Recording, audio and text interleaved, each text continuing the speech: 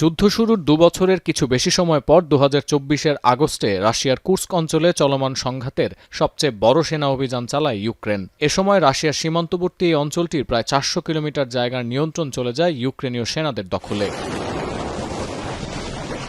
গেল এপ্রিলে জেলেনস্কির সেনাদের হটিয়ে কুর্স্ক পুনর্দখল করে রুশ সেনারা। মস্কোর এই সাফল্য উদযাপনে বুধবার পূর্ব ঘোষণা ছাড়াই কুর্স্ক অঞ্চলের পারমাণবিক বিদ্যুৎ কেন্দ্র পরিদর্শন করেন রাশিয়ার প্রেসিডেন্ট ভ্লাদিমির পুতিন। কুর্স্ক অঞ্চলের অন্তর্বর্তী গভর্নরের সঙ্গে সাক্ষাতের পর স্বীকার করেন, উত্তর কোরীয় সেনাদের সহায়তায় অঞ্চলটি থেকে ইউক্রেনের সেনাদের হটাতে সক্ষম হয়েছে রুশ সেনাবাহিনী। তবে আগামীতে এই অঞ্চল সুরক্ষিত রাখা নিয়ে সংশয় প্রকাশ করেছেন পুতিন।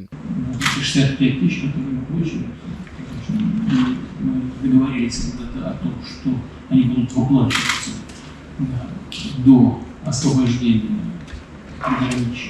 এর আগে মঙ্গলবার মার্কিন পররাষ্ট্রমন্ত্রী মার্কো রুবিও আশ্বাস দেন, আগামী কয়েকদিনের মধ্যে একটি শান্তি প্রস্তাব উত্থাপন করবেন রুশ প্রেসিডেন্ট। মার্কো রুবিওর বক্তব্যের রেশ ধরে ক্রেমলিন মুখপাত্র দিমিত্রি পেসকভ বলেছেন, কূটনৈতিকভাবে ইউক্রেন সংঘাত সমাধানে রাশিয়া ও যুক্তরাষ্ট্রের আবারও আলোচনার টেবিলে ফেরা উচিত। বৈশ্বিক নিরাপত্তার স্বার্থে যুদ্ধবন্ধের পরিকল্পনা নিয়ে অগ্রসর হওয়ার আগে আলোচনার ভিত্তিতে একটি সুনির্দিষ্ট কাঠামো নির্মাণে জোর দিয়েছেন ক্রেমলিন মুখপাত্র।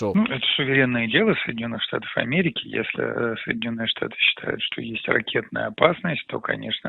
তবে মধ্যস্থতাকারী দেশের উদ্যোগে পরোক্ষ বৈঠকে আগ্রহ হারাচ্ছে ইউক্রেন। ব্রিটিশ বার্তা সংস্থা রয়টার্সের দাবি, পুতিন জেলেনস্কি সরাসরি বৈঠকের বিষয়ে এখনও আগ্রহী কিয়েভ।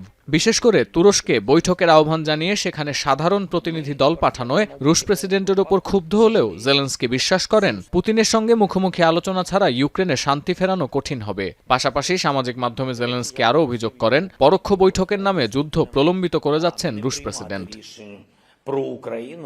সতীর্থ কর্মকার, এখন বিশ্ব।